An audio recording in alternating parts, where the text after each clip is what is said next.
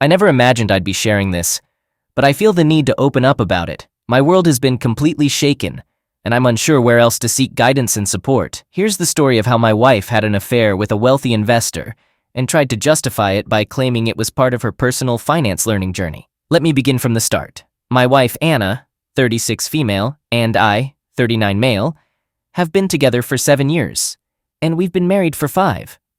We've had our fair share of ups and downs, like any couple, but I believed our relationship was built on a strong foundation of trust and love. We both had regular jobs, and while we weren't wealthy, we were content and happy. About a year ago, Anna's interest in personal finance, let's call it a passion, took an unusual turn. She started reading books, watching YouTube videos, and even attending seminars on the subject. I was supportive of her newfound interest and believed it was a positive step toward improving our financial well-being and securing a better future for us. To be honest, I have very little knowledge about finance. Aside from basic investments like mutual funds, I have limited understanding of financial matters. Even when it comes to mutual funds, my understanding is quite surface level, and I don't invest in them apart from a mandatory tax-saving scheme. I come from a marketing background with minimal exposure to finance, and for tax-related matters and exemptions, I rely on tax consultants like many others. With the emergence of New Age finance influencers on social media, Anna also developed an interest in learning about finance. She wanted to understand the stock market and cryptocurrency. While I have some grasp of the stock market, as it has been around for a long time, cryptocurrency is a realm far beyond my comprehension. Initially, I did join Anna for a few virtual seminars, but the concepts discussed were utterly alien to me. As time went on, Anna began spending an increasing amount of time with a wealthy investor she had met at one of these seminars, whom we'll refer to as Dylan. She described Dylan as a mentor who was guiding her through the intricacies of investing and wealth accumulation. The concept of mentoring has gained popularity in America, with many individuals now identifying as mentors. Furthermore, Anna eventually ceased her contributions to our household expenses, asserting that she was investing in our future, and I shouldn't complain about it. I took her at her word, and I continued to manage all our household bills on my own. Initially, I didn't think much of it, but as time passed, their relationship began raising significant concerns. Anna started devoting an excessive amount of time to Dylan, often late into the night. Her explanation was that due to her day job, evenings were the only time available for pursuing her passion. When I expressed my disapproval, she became defensive and demeaned me for my limited understanding of investments. She taunted me, stating that one day she would make us wealthy, and I'd regret not supporting her. I was providing her with support in every way I could. She wanted me to refrain from questioning her whereabouts, her return times, or her activities. I tried to avoid interfering as much as possible, but when she displayed obvious red flags, I had to stay vigilant. She also began changing her attire, opting for more provocative outfits, but I refrained from addressing the matter. I had never commented on her clothing choices before, so I maintained my silence this time too. However, she began neglecting our relationship, prompting me to address my concerns with her. As usual, she dismissed them, claiming that she was doing all of this for our future security, and I should be supportive rather than judgmental. Gradually, I grew distant from her because I was tired of carrying the relationship's burden on my own. I thought she would notice the change in my demeanor, but she remained preoccupied with learning the intricacies of investments, effectively forgetting about my existence. We had become nothing more than housemates and seldom spoke unless it was absolutely necessary. Despite living under the same roof, we rarely spent time together. After her day job, she would head out to attend seminars or her mentorship class. One evening, I passed by the seminar hall where her supposed finance mentor Dylan conducted classes. I had a gut feeling to enter and investigate the seminar. Upon entering, I realized it was an entirely different event. I inquired with the security personnel about Dylan's company's seminars and their frequency. They informed me that such seminars were infrequent, with the last one taking place months ago. When I left the hall, I noticed several young men wearing t-shirts featuring the name of the finance influencer. I approached them and learned that they were promoting enrollment in the finance masterclass for everyone. I collected all the relevant information. The influencer himself conducted the seminars every 2-3 months, whereas the mentorship classes were led by mentors like Dylan in cafes.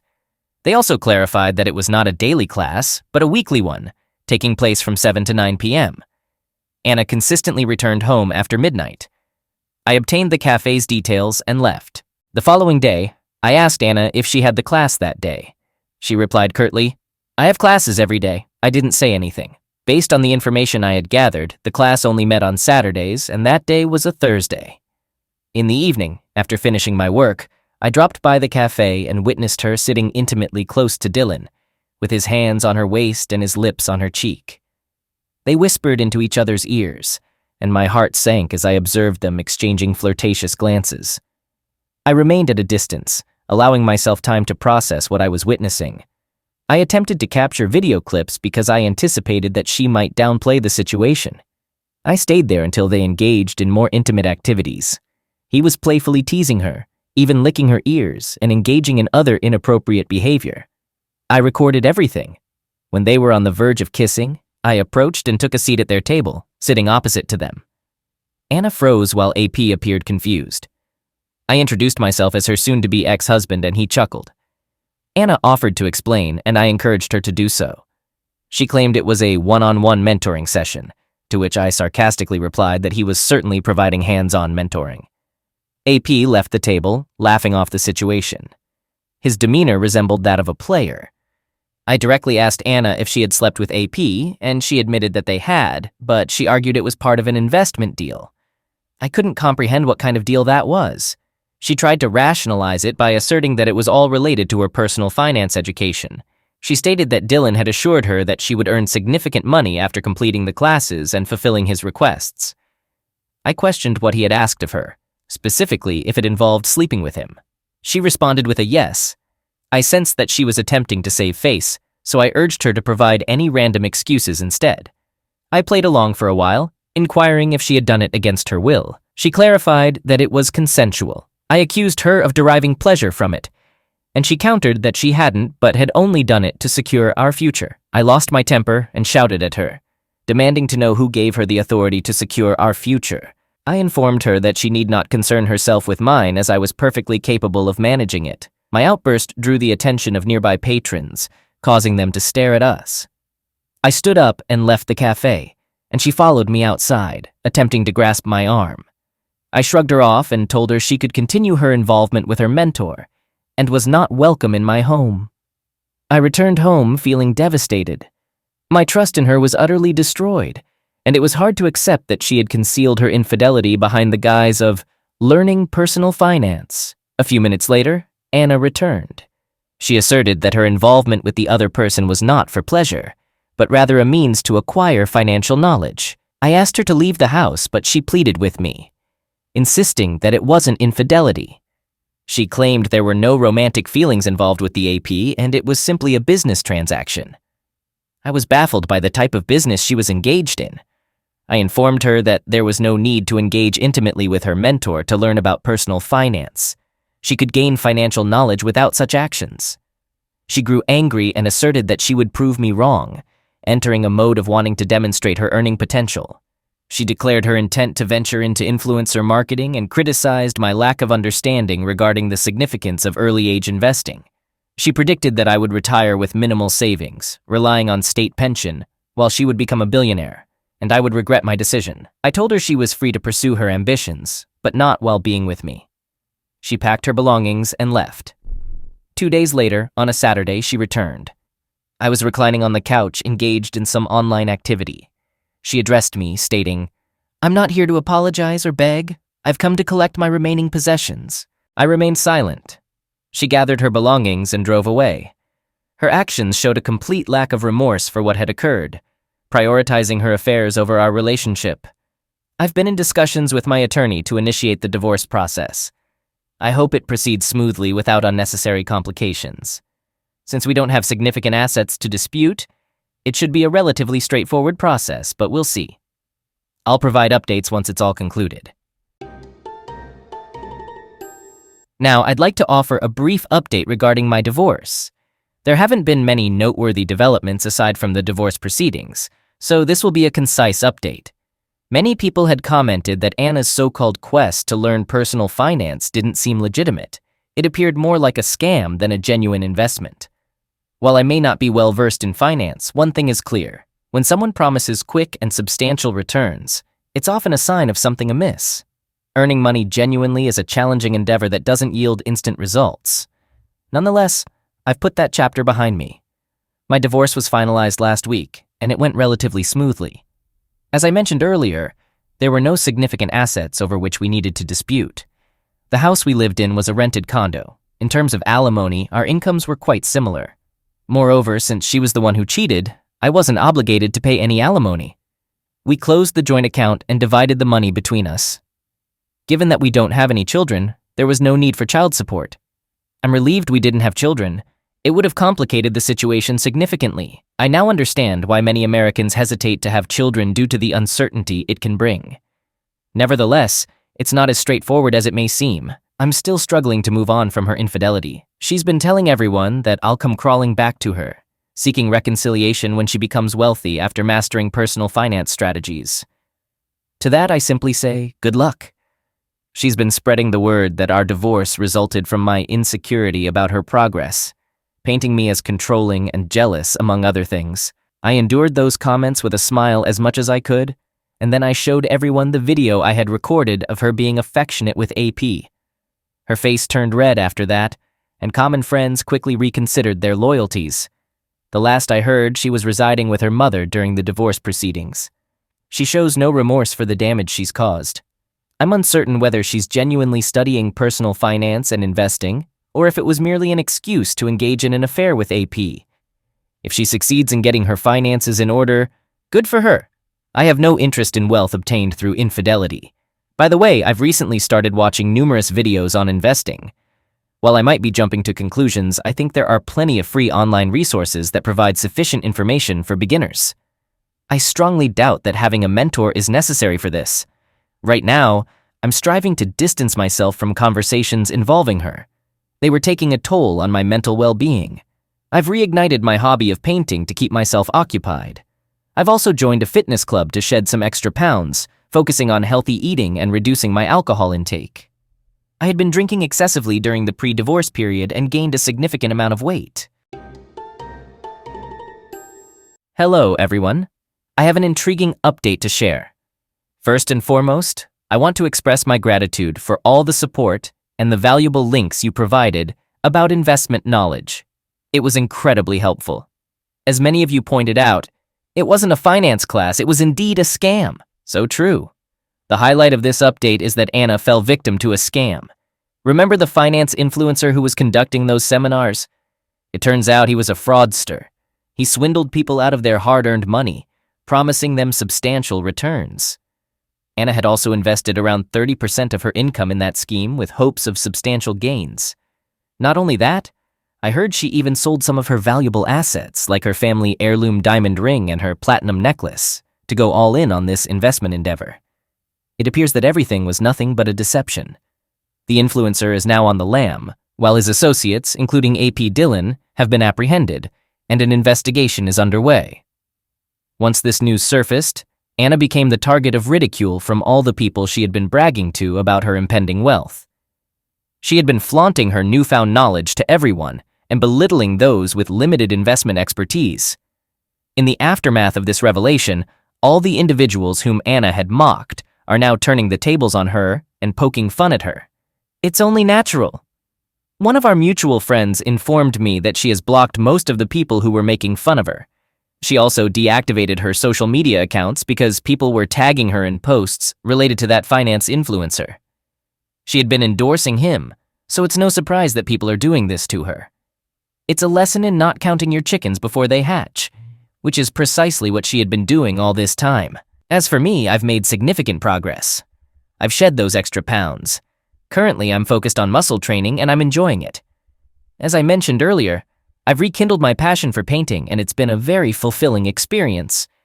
I haven't rushed into dating just yet. It's not about getting over the past. I'm simply not ready for it. Things took a highly dramatic turn last month. Only a week after my previous update, I had an unexpected visitor. It was Anna, and she appeared utterly despondent. She explained that she had fallen victim to a scam.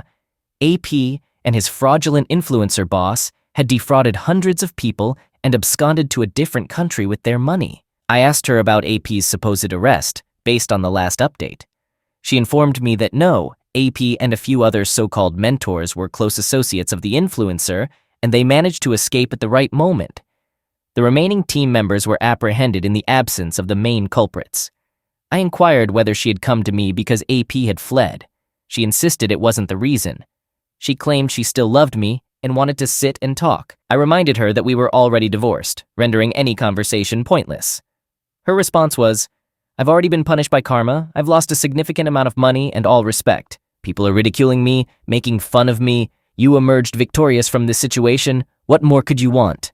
What more could I want? I wanted peace. I had wanted her out of my life, and in that moment, I wanted her out of my house. That was what I wanted. She continued by saying, "Now that you know there was nothing between me and Dylan, we can get back together. If there were anything, he would have taken me with him, right?" I replied with a firm, "No." I explained that he wouldn't have taken her because he had numerous women like her sleeping with him to learn some dubious money-making tricks. After all, he couldn't take all his promiscuous partners with him, could he? She implored me to consider reconciliation, asserting that she had not been emotionally involved with AP. She admitted to being drawn to the idea of getting rich quickly. I made it clear that reconciliation was not an option. I had moved on considerably by that point, so her pleas had no impact on me. If she had begged for forgiveness when her affair was exposed, I might have contemplated it. I can't be sure. However, after witnessing her true character, I'm no fool to trust her again. She returned to me only after losing everything. During the divorce proceedings, she had shown no remorse, and now she came to me. Unbelievable! I informed her that I had to leave for my fitness class and she needed to go. She commented that I looked much younger and fitter and inquired if I was dating someone. I told her it was none of her business. She began crying, accusing me of being rude. I retorted that she should be grateful for my civility and for hearing her out after what she had done to me. I used to love her deeply, but I had moved beyond that emotion. She left when I became cold towards her pleas. A few days later, her mother called me and requested a meeting. I asked for the reason, and she said it was something urgent and important, inappropriate for a phone conversation. I met her the next day for coffee. She apologized on behalf of Anna. I embraced her and assured her that if it wasn't her fault, she didn't need to apologize. She had always been kind to me. In contrast to Anna, she refrained from speaking ill of me during the divorce proceedings. She asked if I would consider reconciling with Anna because she deeply regretted her actions. She was constantly crying and falling into depression. She feared that Anna might end herself due to her loss of savings, part of her monthly salary, and some valuable jewelry pieces, as mentioned in previous updates. I was unaware that Anna had lost her savings as well. Anna was always a saver, and I was certain she had at least $100K saved up. Losing such a substantial amount of money could lead anyone to mental distress. I inquired how our reconciliation would help her cope with the depression resulting from the financial loss. She argued that Anna genuinely loved me, and even in her dire circumstances, she could at least find happiness in having me in her life. I'll admit I felt some sympathy for Anna. I briefly wavered towards considering reconciliation, but it was short-lived. I quickly reverted to my decision of not taking her back. I informed her that I couldn't do it. I no longer loved her. It led to another round of crying and pleading to help her daughter overcome her depression. I remained resolute in my decision and advised her to take Anna to therapy. She required counseling more than a husband. My ex-mother-in-law was disappointed that I declined her request, but understood my perspective. Another factor that could have further upset Anna was my investment journey. I started following genuine finance YouTubers who significantly aided my comprehension of personal finance and investing at macroeconomic and fundamental levels. This knowledge played a crucial role in building my investment portfolio. Surprisingly, I'm already sitting on a substantial profit. Currently, I've ventured into the stock and bond market. Crypto trading still remains beyond my grasp, and I prefer not to explore unfamiliar territory. I'm not rushing things. I'm taking it one step at a time. Learning about the stock market has reaffirmed my belief that making money is not something that happens overnight. It requires patience, as well as courage. I'm hoping to emerge from this experience stronger. As for dating, I believe I'm still not ready for it. All right, that was a fun story. Now let's move on to another exciting one. Stay tuned and let's dive in. Story 2. I'm a 40-year-old woman, and my parents, my father aged 63 and my mother aged 60, have been married for 43 years. I have 6 siblings, a 42-year-old sister, a 38-year-old sister, a 34-year-old sister, and 3 brothers aged 20, 20, and 18. I've been with my husband, a 39-year-old man, since we were 15. I became pregnant at 17, and we moved in with my parents. I gave birth to my now 22-year-old daughter, and we got married at 18 shortly after. After our wedding, my dad's father passed away and left his ranch-style house to my father. My grandparents built a house next door to my parents when they retired. My parents decided to let us live in this house and informed us that it would be my inheritance. My husband and I had no issues with this arrangement, and we went on to have 3 more children. 2 boys aged 20 and 14, a girl aged 5, and I'm currently 7 months pregnant with my last child, a boy, due in April. I believed I had a strong marriage. We were intimate more than twice a week, went on regular date nights, exchanged gifts, and rarely had fights. However, my world came crashing down on New Year's Eve when I returned early from a girls' trip with some friends. I walked into my bedroom and found my mother having intercourse with my husband. My mother yelled at me to leave their bedroom, which shook me up even more. Unfortunately, my eldest daughter was also home, getting ready for a party in her bedroom across the house. She ran out and saw my nearly without clothes mother running out of our house into hers, slamming the door. My daughter was devastated and went to my sister's house. I asked her not to say anything until I had spoken with my husband. I confronted him, and he confessed that my mother had seduced him when we were 18 and living in their house. They had been having unprotected closeness at least once a month for longer than we were married. I calculated the timeline and was horrified, as it meant my twin brothers and youngest brother could be fathered by my husband. I immediately called my dad and asked him to come to my house without my mom. My husband confessed in front of my dad, who was devastated since he and my mom were high school sweethearts. My mother's screams were audible from her house as she was confronted. I then confided in my older sister, and we decided to host a party for the whole extended family, inviting my ex's family as well. At the party, I had my 22-year-old daughter take all the kids to the basement to watch a movie, leaving only the adult children and siblings. I proceeded to explain to them exactly what had been happening. The majority of my family is supportive of me except for my 3 youngest siblings, my 38-year-old sister, and my ex's entire family. They all label me as an a-hole for making this matter public. News spread, and my mom's best friend, who holds a leadership position in my childhood church, called me to confirm the story. Consequently, my mom was removed from her role as the children's pastor at the church, and she claims I've essentially destroyed her reputation and life. My dad has asked her to leave, and she is currently residing with my 38-year-old sister. Furthermore, my dad has insisted on a DNA test for the 3 youngest boys before he will consider any reconciliation with my mother. It turns out that the twins are indeed my husband's biological children. In response, I've kicked my husband out, and he is now living with his parents. My father and I are in discussions about my potential move into his much larger house, while he sells my grandfather's house and provides me with the money to purchase a new house elsewhere to create a fresh start without the lingering memories. My husband is outraged and furious because I've exposed that he's actually going to be a father of 7 children instead of 5, and I will be entitled to half of his business. My husband started his HVAC company a few years ago, and for the first 5 years, I played a significant role in establishing it, managing the office entirely and temporarily stepping back from my teaching career to help him get it off the ground. In our state, all marital assets, including businesses, are divided equally. Since the house was still under my father's name, my husband will receive no money from its sale, and neither will my mother, as inherited assets are not subject to division in divorce.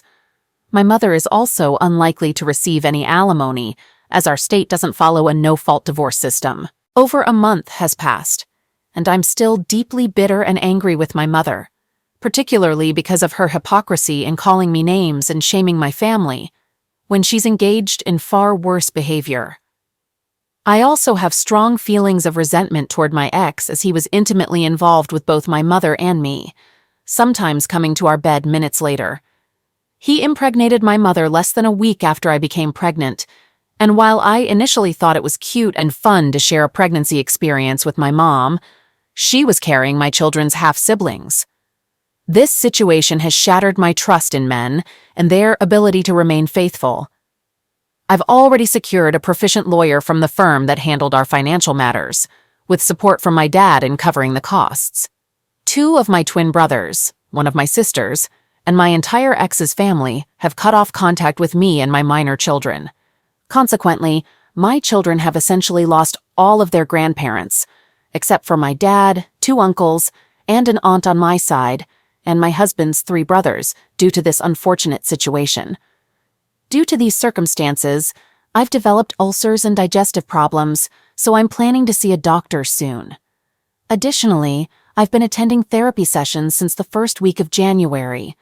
I've also extended the offer of family therapy to my 2 adult children, but they are currently undergoing individual therapy. My 14-year-old daughter is aware of our divorce and the reasons behind it. She's understandably angry with her dad, which makes it difficult for me to send her to his house on weekends. While I believe she's old enough to have a say in this matter, I don't want to harm her relationship with her father.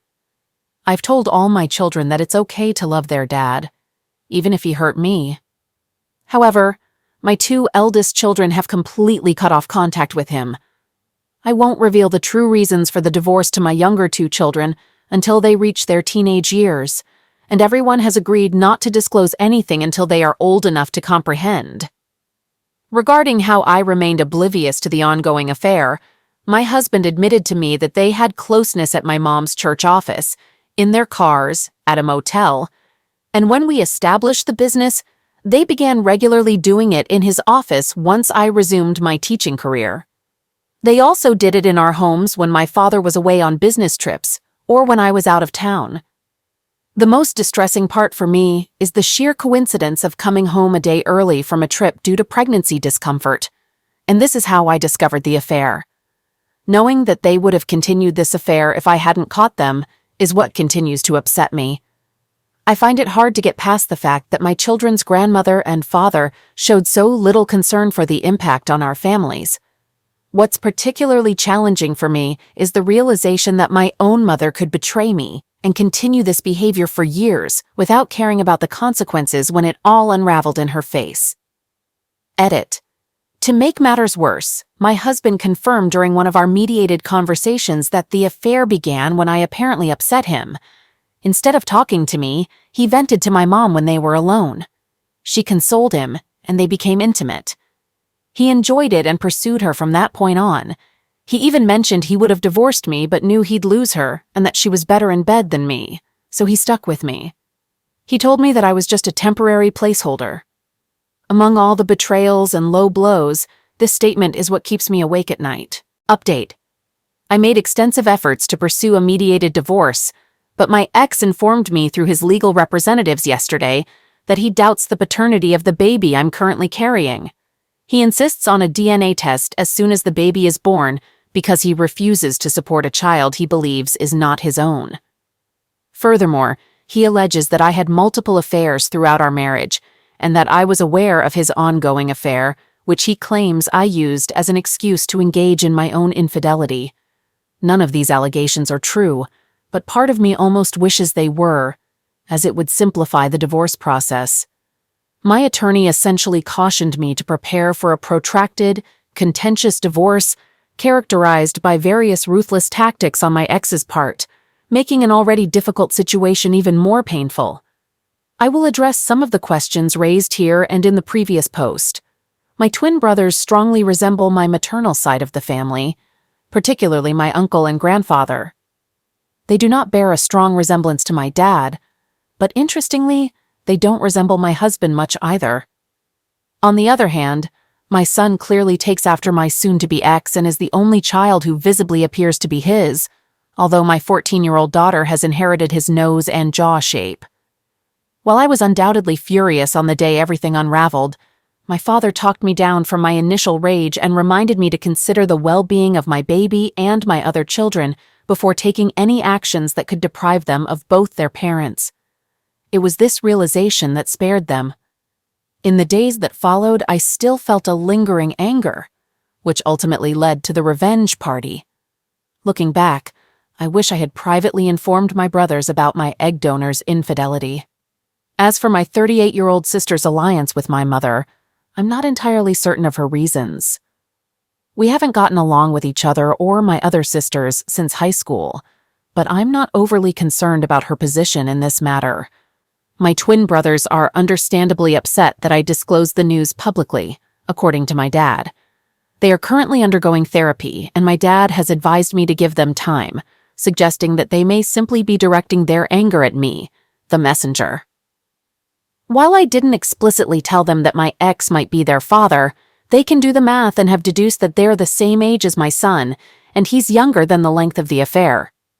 My dad had a candid conversation with them, explaining that the DNA test was intended to prove infidelity and not to disown them.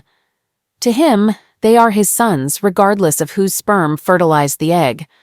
I don't believe that my egg donor and my soon-to-be ex waited until he turned 18 to have closeness. But I'm leaving my dad to address that issue and manage it in the context of their divorce proceedings. I do have contingency plans in place in case they decide to move in together, but my attorney doesn't believe my ex is foolish enough to do so given the escalating hostility of the divorce proceedings. I neglected to mention earlier that my husband is 4 months younger than me. My birthday falls in December, and his in April. He will be turning 40 soon. We were in the same graduating class from kindergarten through high school, so he's not a full year younger than me, as some have speculated. At this point, I am focusing on my pregnancy, my kids, and moving forward. I may provide an update after the divorces are finalized, but I want to express my gratitude to everyone for their support and advice. Update: I had a telephone conversation with my aunt today, who happens to be my egg donor's sister. She shared with me that there's a history of infidelity within our family, particularly on their side. My grandmother had engaged in infidelity for a significant period, but she and my grandfather eventually reconciled. My aunt herself had experienced multiple emotional affairs but remained married to my uncle. She made an attempt to attribute my mother's affair to genetics. I found her explanation so absurd that I couldn't help but burst into laughter. As a result of my reaction, my aunt is now upset with me for not taking my egg donor's side and considering her justifications for cheating. Both my dad and my lawyer have advised me to listen to her perspective, so I'm still contemplating whether to do so, possibly right before our meeting in early March to establish custody. Edit. I should note that I asked my aunt whether my mother had inherited the infidelity gene, which child she might have passed it on to, and how my grandmother managed to pass it on to both her daughters. In hindsight, that's likely why she's upset. To be honest, I've lost all sympathy for cheaters after this. Update. In previous updates, my ex accused me of infidelity and requested a DNA test for our unborn son. My aunt revealed that infidelity runs in our egg donor's family and tried to argue that it's genetic and hereditary. My dad and I were encouraged by our lawyers to meet with my egg donor for evidence and closure. This update delves into the answers we received from her regarding her choices. I had a meeting last evening with my egg donor, dad, and our lawyers. Essentially, my egg donor confessed that she knew her actions were wrong but enjoyed the attention, found the closeness exciting, and liked the thrill of it. She continued her affair with my dad because she valued their financial stability and carefree life, wanting to remain married. She admitted that she intentionally slept with him after each encounter with my ex to see if she could pass off any potential child as my dad's. She also acknowledged taking pleasure in the knowledge that my ex enjoyed with her more than with me. She then announced that she's moving in with my ex to his new place and invited the boys to live with them. The twins visited once since the affair was exposed and informed her that they don't like my ex and won't treat him as their father. She believes they'll eventually come around once she's married to my ex, and then she'll have her family back. I couldn't help but laugh and told her she was delusional, needing psychiatric help. I also informed her that I would be obtaining a restraining order to prevent her from having any access to my minor children. She called me a jealous and ungrateful person, saying I should be thankful that she didn't terminate me and let me live. She claimed I should appreciate that they didn't kick me out when I became pregnant. She even had the audacity to suggest I should be grateful she kept my husband content when I couldn't, preventing him from divorcing me and leaving me as a broken, damaged single mother. She then told my dad that she experienced postpartum depression after my birth, and he ignored her, leaving her to feel alone. which she believed justified her hatred for me and her affairs. She admitted to having multiple affairs from 6 months after my birth until New Year's Eve, and stated she would still be doing it if I hadn't exposed everything. So my 38F sister and 34F sister may not be my dad's children either. My dad is even more devastated and angry, but we had our lawyers present and we recorded her confession.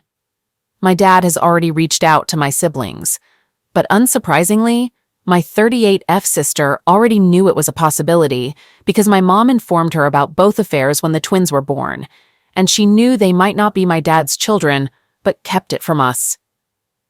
My dad is more heartbroken about this than losing his relationship with my mom. I'm not sure their relationship will ever recover.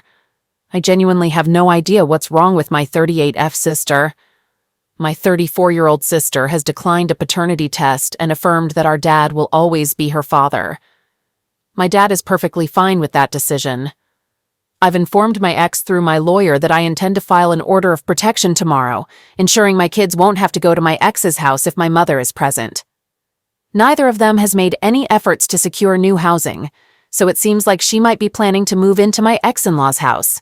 I genuinely don't want my kids exposed to that chaotic situation. He has yet to respond, but honestly, I'm not concerned about his wishes. P.S. My family and our lawyers are aware of the social media posts, but my ex and egg donor face very unfavorable odds in the divorce proceedings. I'm being a bit petty and reveling in their discomfort at being exposed, so I'm leaving the posts up.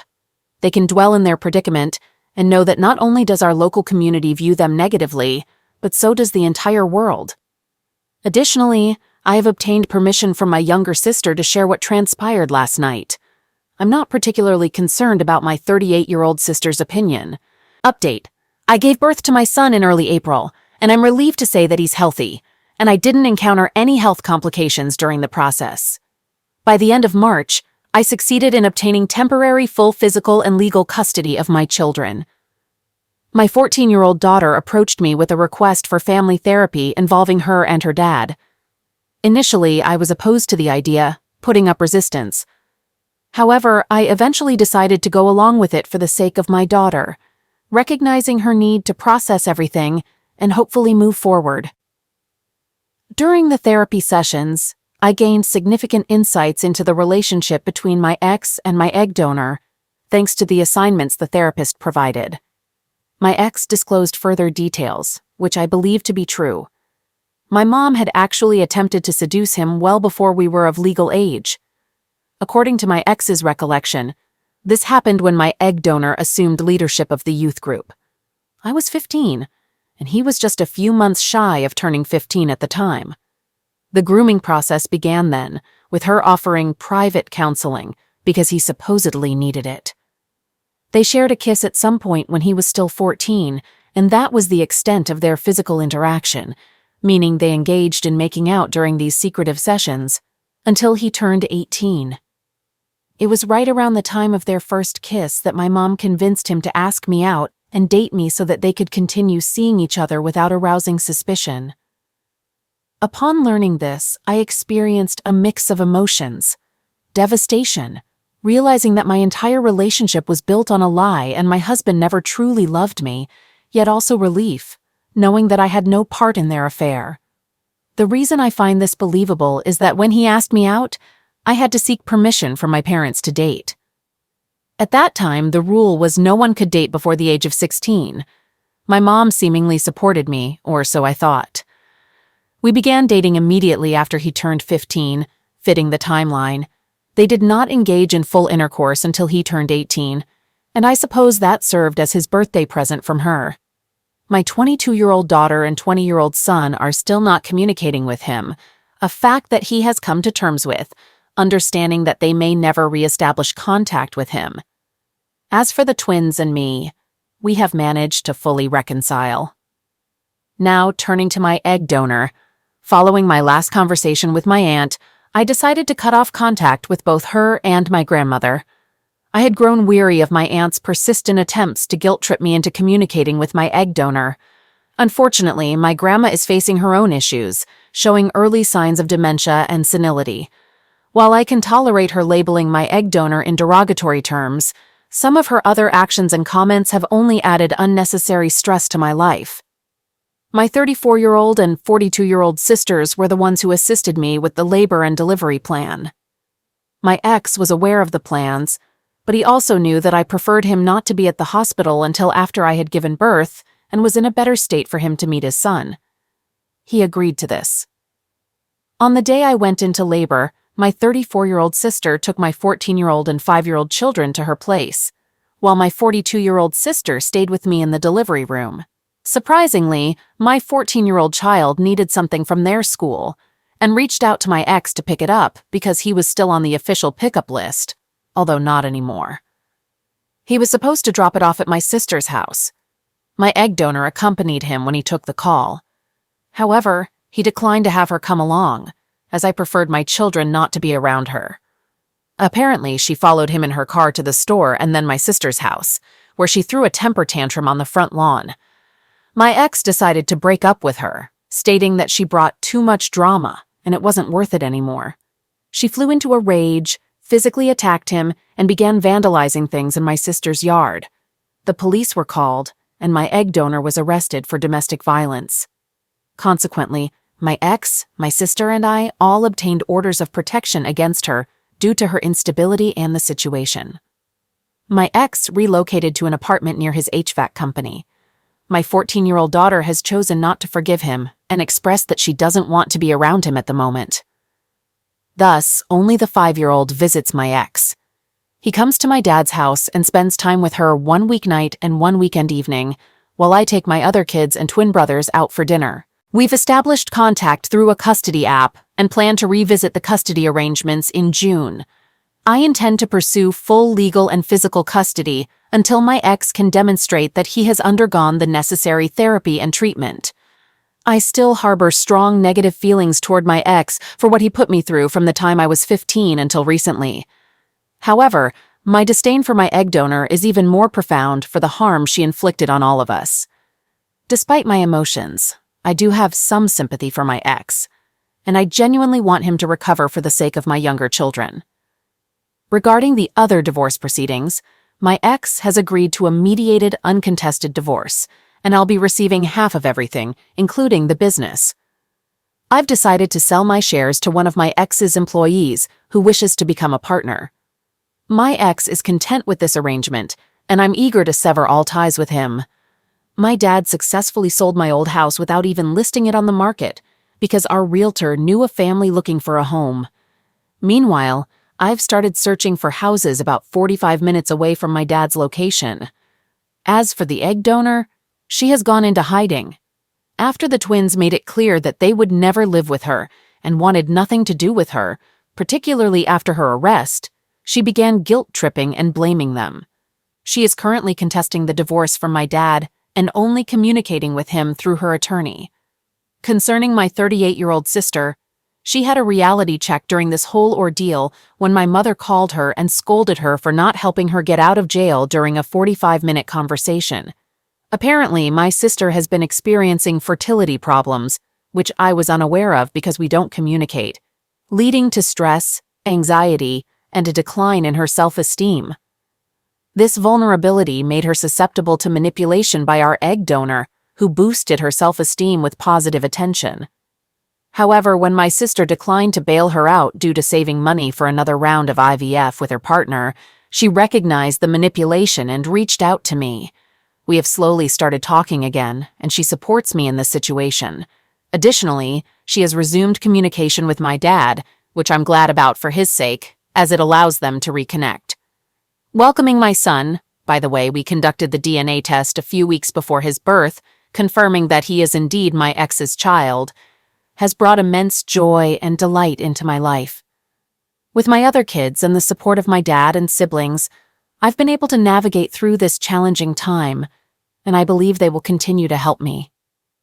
I hold hope that at some point I can address my ex without the burden of anger and bitterness, considering the trauma he endured due to my egg donor's actions. I believe I'll be fine.